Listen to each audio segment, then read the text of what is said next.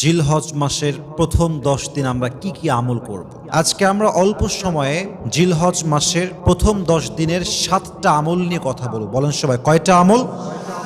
আমি খুবই ঠান্ডা মাথায় আমলগুলো বলার ট্রাই করছি, জাস্ট মেমোরাইজ করে নেবেন। এবং আমি শুরুতে দোয়া করছি আমি সহ সকলের জন্য আল্লাহ আমাদের সবাইকে যেন এই প্রত্যেকটা আমল করার তৌফিক দান করে। পড়েন সবাই আমিন।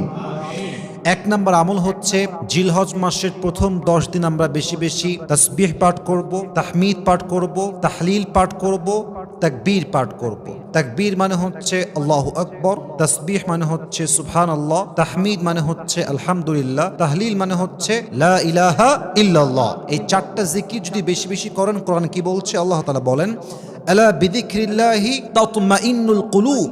তুমি যদি তোমার মনের শান্তি পেতে চাও, মনের যে সুকুন, if you wanna get the mental peace of your heart, যদি তুমি তোমার মনের প্রশান্তি খুঁজে পেতে চাও, মানসিক শান্তি খুঁজে পেতে চাও, তবে অবশ্যই রবের স্মরণ বেশি বেশি করো। যে বান্দা রবের জিকির করে, রবকে স্মরণ করে, তার মনকে শান্ত করে দেয় একজন। বলেন সবাই, তিনি কে? 2 নম্বর আমল, জিলহজ মাসের প্রথম 10 দিন রোজা রাখা। এটা খুব গুরুত্বপূর্ণ একটি আমল, এবং বিশেষ করে এই 9 দিনের রোজার মধ্যে সবচেয়ে গুরুত্বপূর্ণ রোজা হচ্ছে আরাফার দিনের রোজা। এবং এই রোজাটা এত বেশি গুরুত্বপূর্ণ যে এই দিনে যেই বান্দা রোজা রাখে, আল্লাহ তার অতীতের এবং আগামীর 1 বছরের সব গুনাহ মাফ করে দেয়। সুবহানাল্লাহ পড়ুন সবাই। 3 নম্বর হচ্ছে হজ। খুব গুরুত্বপূর্ণ একটা আমল। যার অ্যাবিলিটি আছে, যার সামর্থ্য আছে, তাকে এই মাসে হজ করার আদেশ দিয়েছে একজন। তিনি কে? এটা আপনার ইমানের একটা বিশাল লম্বা জার্নির ব্যাপার।